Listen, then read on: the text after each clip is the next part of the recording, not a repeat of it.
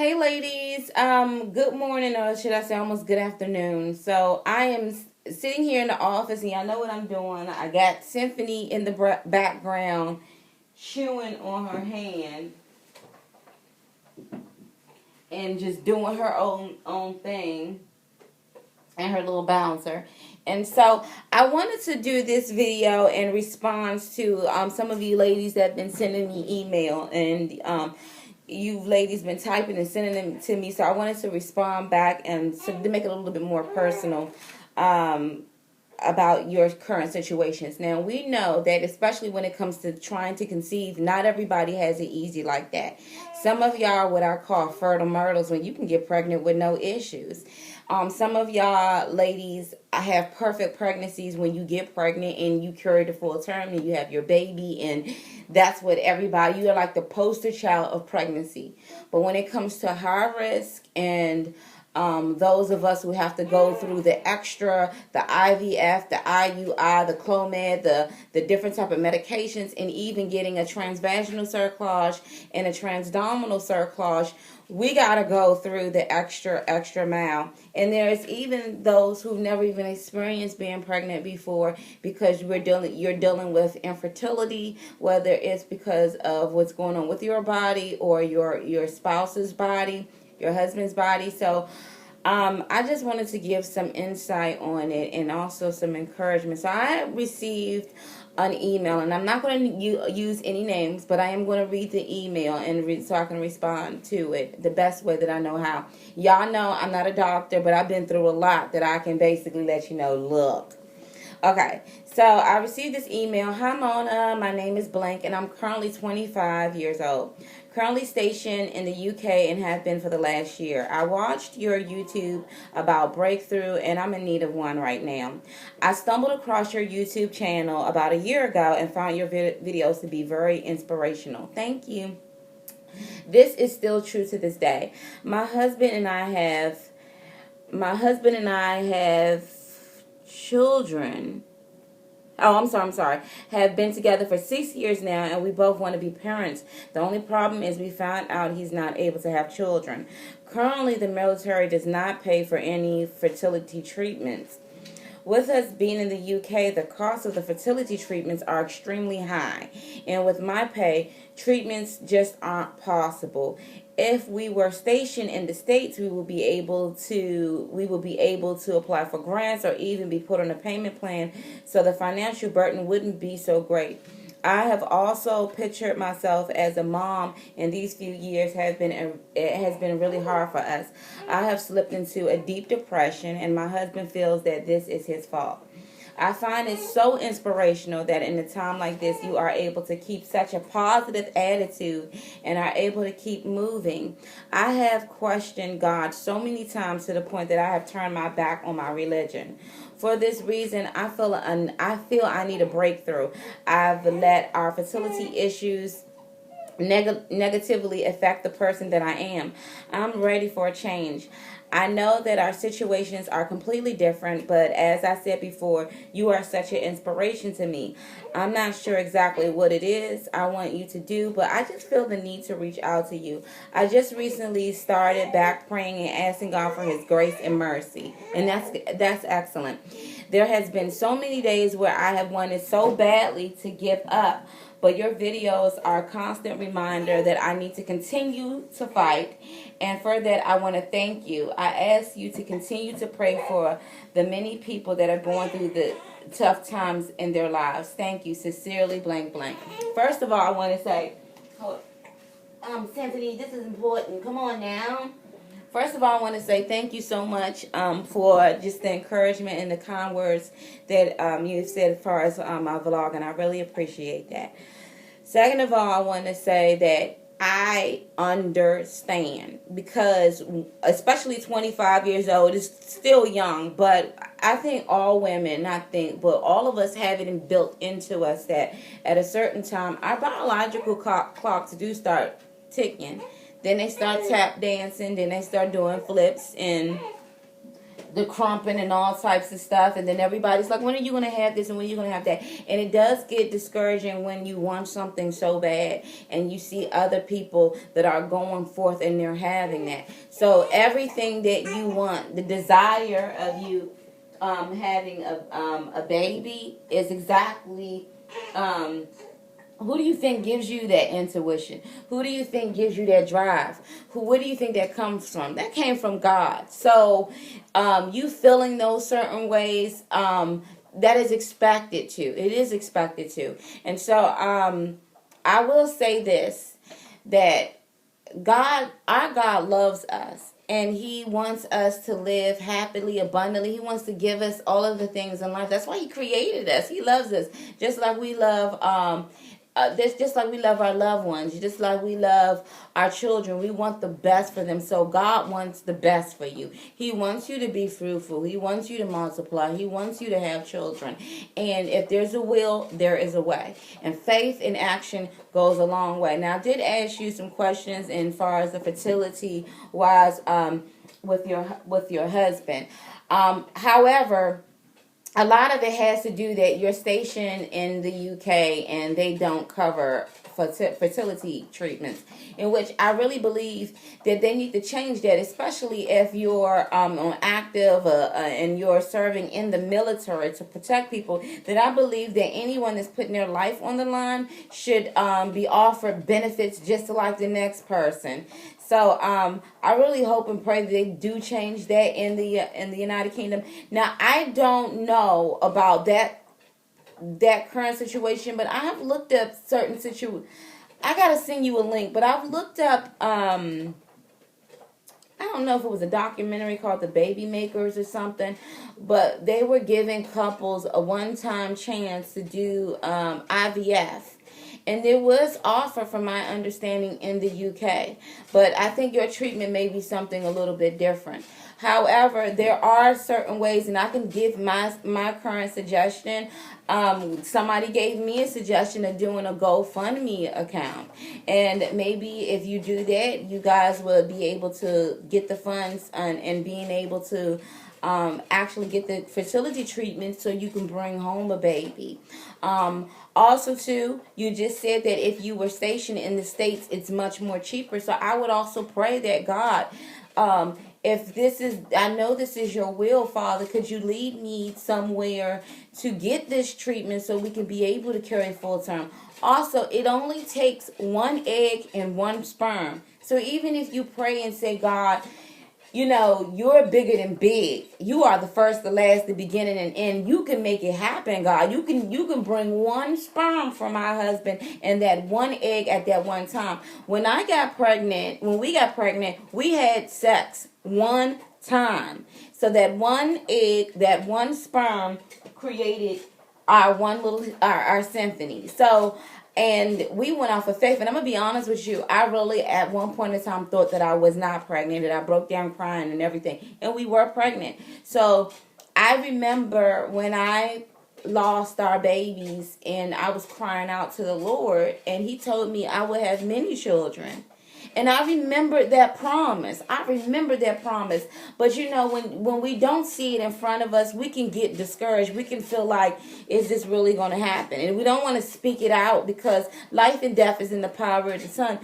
So start thanking God right now for your miracle baby, because you will have that baby if you have faith in your action, because God can only move through us by using us. And so so I just wanted to read this as well. I'm reading out of the Bible. The other day I went to church, and we were reading something totally different, but this caught my eye. Maybe this is actually meant for me to read it to you. And this is about Hagar and Sarah. Now, y'all do know that Sarah, how old was Sarah? Sarah was like in her 90s, right, when she finally got pregnant or whatever. And she didn't believe that she was going to bear a child. But God told her that she was going to have a child. She actually laughed and was like, what? Like, really? Because she was old in age. So what Sarah did was Sarah used her maid. She used one of her slave maids and had her husband to lay down with her slave Hagar, and Hagar ended up bearing a son. And Sarah wanted her husband to go into her slave so she can basically say, well, this is my son. But no, honey, that was not the promise. The promise is what God had told Sarah. And so let me just read this to you. Sorry, y'all. Y'all know I'm sitting up here. I'm holding props. So my Bible was actually holding that. My Bible was actually holding that up. So hold on. Okay, we got it. So let me go ahead and read this. And oh gosh, I can't see me. My head is cut off. Y'all, you know what? When I get my job, my videos are going to be on the one. Y'all going to see how y'all remember how I used to do my editing, my intros, and all of that. So when that come in, these videos are going to be like on the one, honey. So, okay. Let me just move my chair back. Got Miss Symphony over here. She looking at my baby. Sitting up here drinking like a power to the meantime. You. Sit up.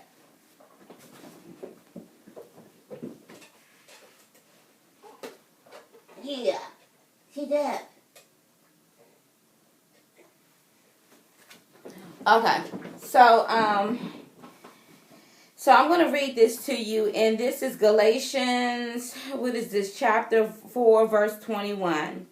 Tell me, you who want to be under the law are not aware of what the law says, for it is written that Abraham had 2 sons, one by the slave woman and the other by the free woman. His son by the slave woman was born in an ordinary way, but his son by the free woman was born as a result of the promise. These things may be taken futurely, for the woman represented 2 covenants. One covenant is from Mount Sinai that bears children who are to be slaves. This is Hagar. Now Hagar stands for Mount Sinai and Abraham and corresponds to present city of Jerusalem, because she is in slavery with her children. But Jerusalem that is above is free, and she is our mother. For it is written, be glad, O barren woman who bears no children. Break forth and cry aloud, you who have no labor pains, because more are the women of the desolate women than of her who has a husband. Now you, brother, like Isaac, are children of the promise. As that time, the son born in an ordinary way prosecuted the son born by the power of the Spirit.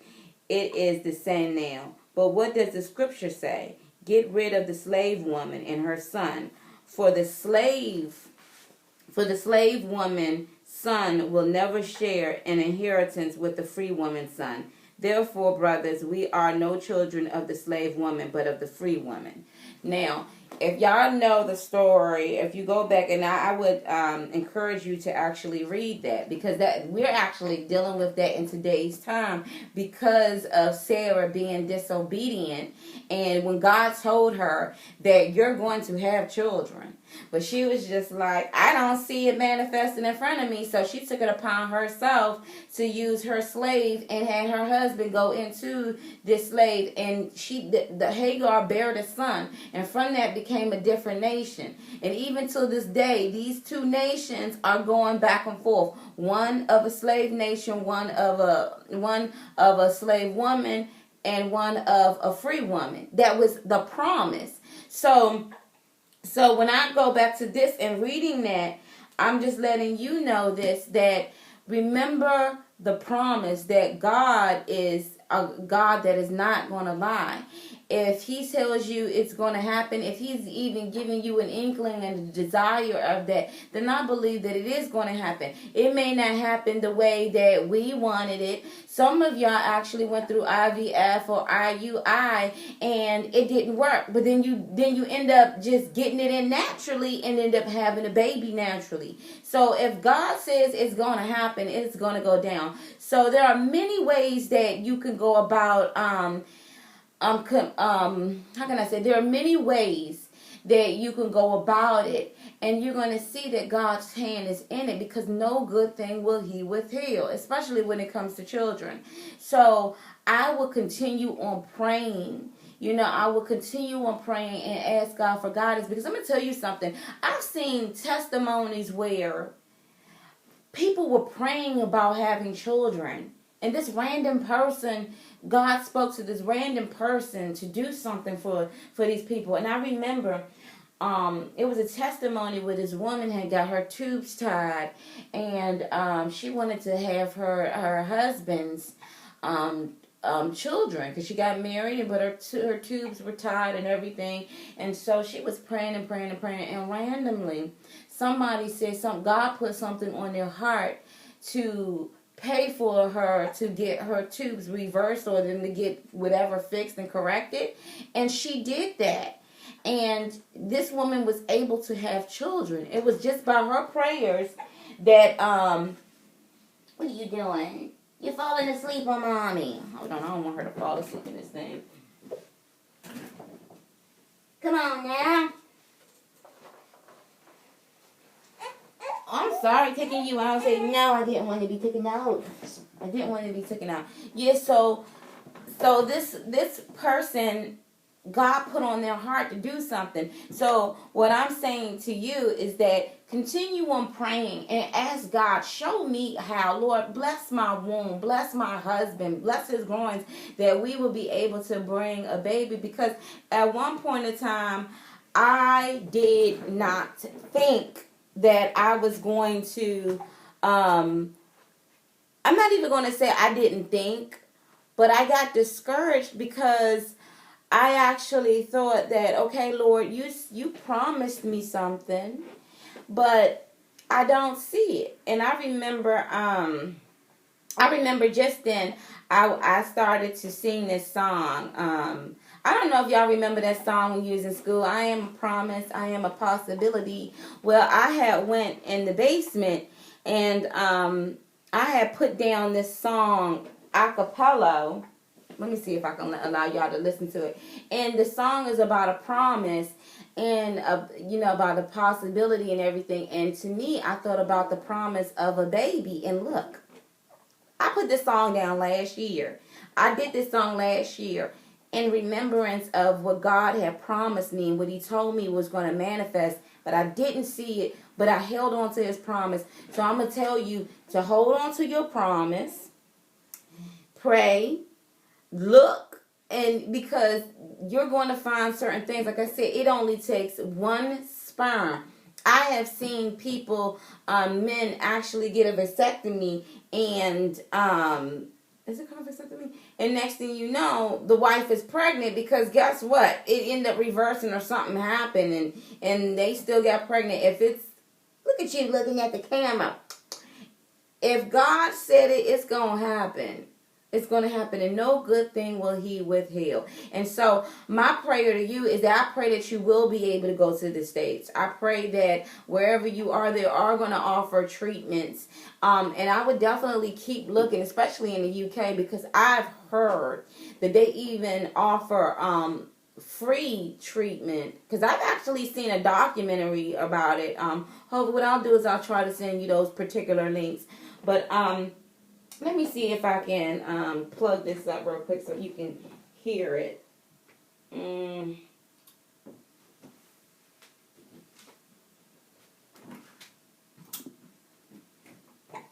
But I remember, Symphony, I remember, like I said, I remember when I was singing this song, because I just remember the promise that God said. So I just wanted to share that with you, ladies. I am a possibility. I am a promise. With a capital T. I am a ray from the reality. And I will